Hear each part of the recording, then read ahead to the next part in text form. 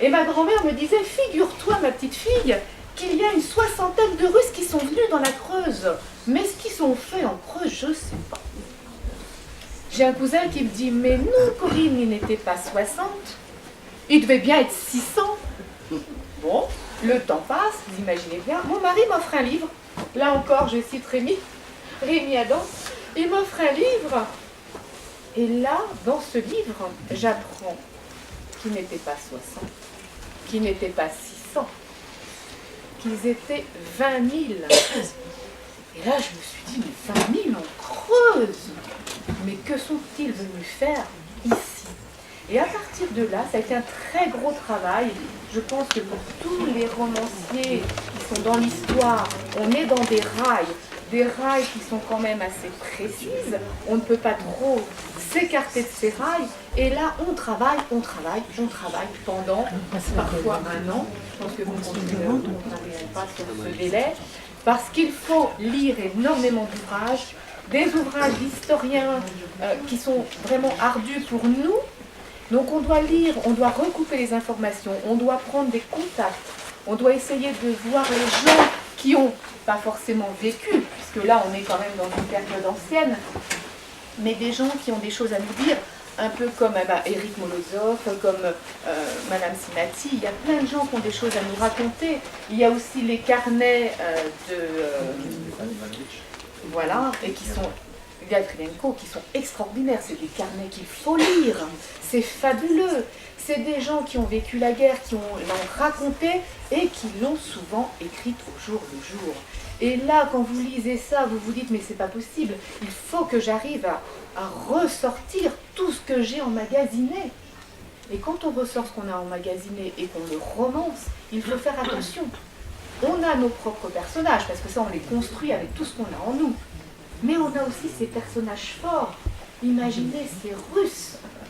Comment ne pas être amoureuse d'un Russe quand on a lu les carnets de M. Gabrienko? C'est pas possible. C'est extraordinaire. Mais en même temps, on est tellement pris au trip parce qu'ils ont vécu. Ils arrivent à Marseille. Là, on se dit, ça y est, la guerre est gagnée. Ces Russes arrivent, c'est formidable, c'est le rouleau compresseur. On les arme, on les entraîne. Tu t'es pas habitué, eux, à la guerre. On les envoie dans la Marne se faire casser la pipe.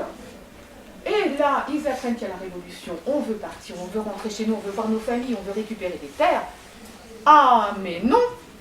Et on les envoie ici. Et là, petit à petit, l'étau se resserre auprès de cette première brigade qui se retrouve là à être bombardée. Mais on se dit, mais c'est pas possible. Qu'est-ce qu'ont senti ces hommes? Qu'est-ce qu'ils ont eu en eux? Comment est-ce qu'ils nous ont considérés, nous, ici? Et c'est là où tout le travail du romancier est passionnant, n'est-ce pas? Parce que c'est là où on va essayer, nous, de nous mettre à la place de ces hommes-là et de se dire, il faut qu'on apprenne aux autres tout ce qu'on a appris, nous. Il faut qu'on recrache ces informations et qu'on fasse savoir au monde que c'est complètement anormal. Tout à l'heure, on parlait des tirailleurs sénégalais. Mais bon sang, qu'est-ce qu'ils ont senti en arrivant ici, en France? Qu'est-ce qu'ils ont ressenti si loin de leur famille? Et c'est là où nous, on travaille, romanciers, à essayer de ressentir tout ça et à le recracher dans nos romans pour que vous, quand vous lisez ces romans, eh bien, vous vous mettiez aussi à la place de ces gens-là et que vous vous disiez, mais bon sang, bonsoir, que ça n'arrive plus jamais et qu'on passe ces informations-là à nos enfants, que ça n'arrive plus jamais. Et le rôle du romancier, c'est aussi ça, c'est pas un tout petit rôle. On est là, on est presque en binôme avec les historiens qui, eux, ont vraiment des barrières encore plus strictes, parce qu'ils ne doivent pas prendre parti, ils doivent raconter l'histoire telle qu'elle a vraiment été. Mais j'ai peur de dire des bêtises, on n'est pas historien, donc ça, je pense que vous en avez parlé lors du colloque. Nous, évidemment, on rajoute un petit peu de rêve, on rajoute de l'humain. Il y a de l'humain dans l'histoire, hein, mais on rajoute autre chose. Voilà, on rajoute de la petite perle de perlimpinpin. Et cette perle de perlimpinpin, eh bien, elle nous amène à lire. Et pour lire, c'est important, lisez, messieurs, dames, lisez. Pas forcément les autres, mais lisez de tout. Parce que le livre est un voyage dans l'histoire et un voyage au fond des âmes. Voilà, merci, j'espère que je vais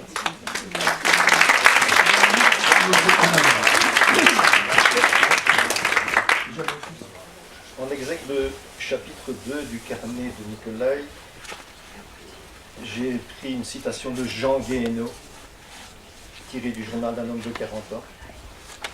Quelque effort que je fasse, je ne parviens pas à me représenter d'autres guerres de riches que celles que les pauvres font pour eux. Avec cette citation, vous avez un peu la motivation de mon écriture. Dans ma vie, j'étais enseignant, mais j'ai participé à des tas d'activités, on va dire, du monde pacifiste. Et c'est ainsi qu'à l'occasion d'une lecture, c'était 10-15 lignes, dans une petite revue, mes souvenirs sont peut-être imprécis, qui s'appelait Les Cahiers de la Réconciliation, j'ai appris cet épisode de la Courtine. C'est resté dans l'oubli. Mais quand je me suis mis un peu à écrire en fin de carrière, j'ai eu un peu plus de temps, cet épisode m'est revenu à l'esprit et j'ai donc voulu explorer cela. Mes sources, mes recherches, ma première source aussi, Rémi Adam, que j'ai potassé, j'ai pris beaucoup de notes, etc.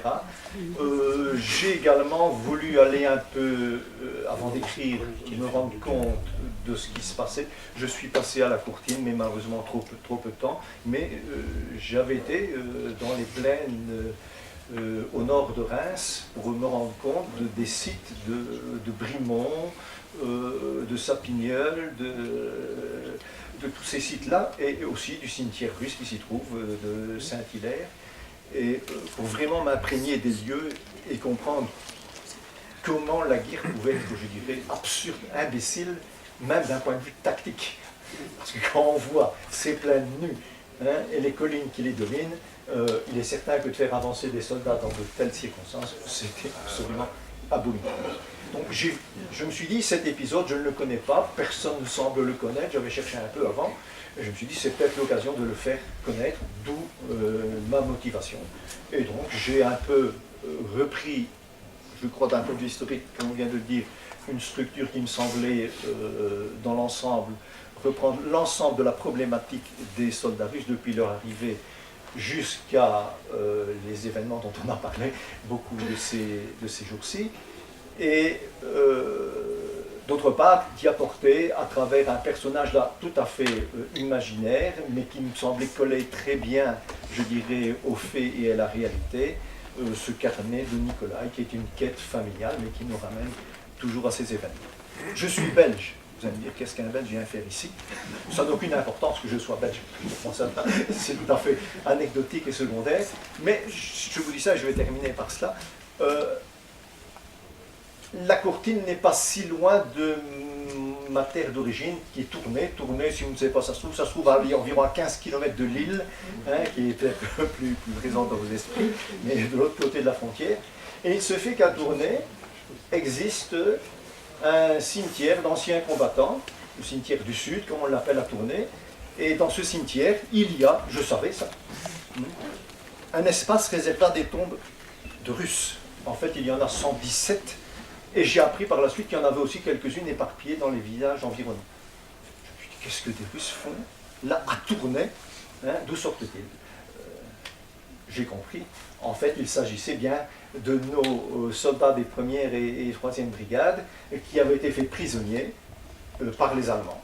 Parce que tous n'ont pas été blessés, tous n'ont pas été tués, tous ne sont pas revenus à la Courtine ou après au Congo. Non, certains ont été faits prisonniers. Et là, à Tournai, ils ont travaillé à une voie de chemin de fer pour créer ce qu'on appelle un épi de tir, si vous voulez. On installait là, disons, des grosses Bertha pour employer un nom familier. Donc c'était des gros canons à affût, mais qui devaient être sur rail. Et comme les canons ne pouvaient pas être orientés, simplement on savait faire la levée, on avait créé une voie circulaire qui permettait, selon l'emplacement du wagon, de pouvoir tirer. Et donc, ces soldats russes prisonniers, avec d'ailleurs des Italiens, des Anglais, mais très peu, la majorité c'était des Russes, ont participé à ces travaux, mais c'était des travaux de bagnards, à la pioche, à la brouette, etc. D'où le nombre de décédés parmi tous ceux qui étaient. Et donc voilà, comme quoi ma terre de Tournai n'est pas si éloignée que c'est à laisser de là.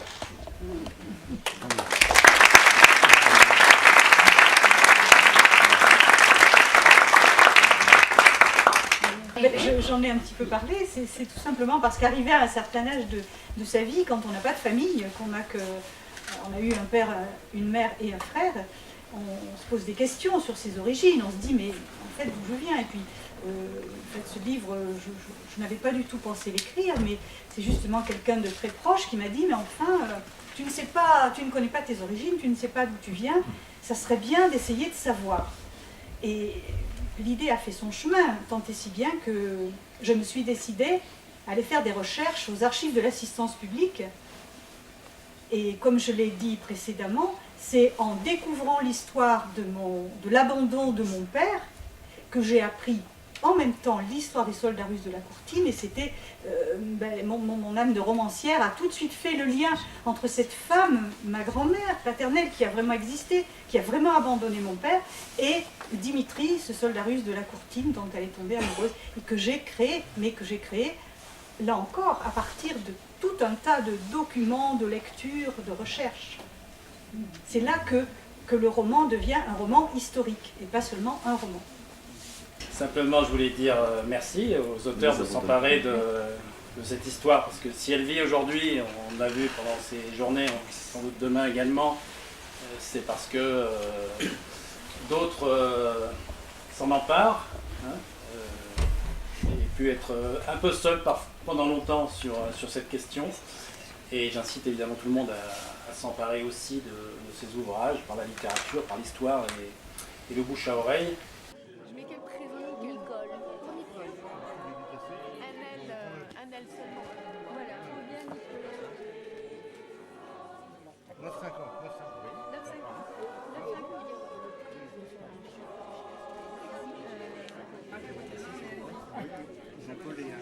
C'est comment?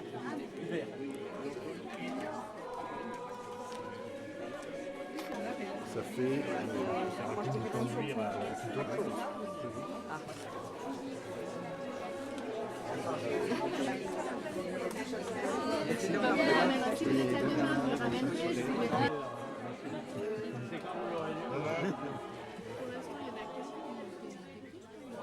Personne qui a été acheté ici.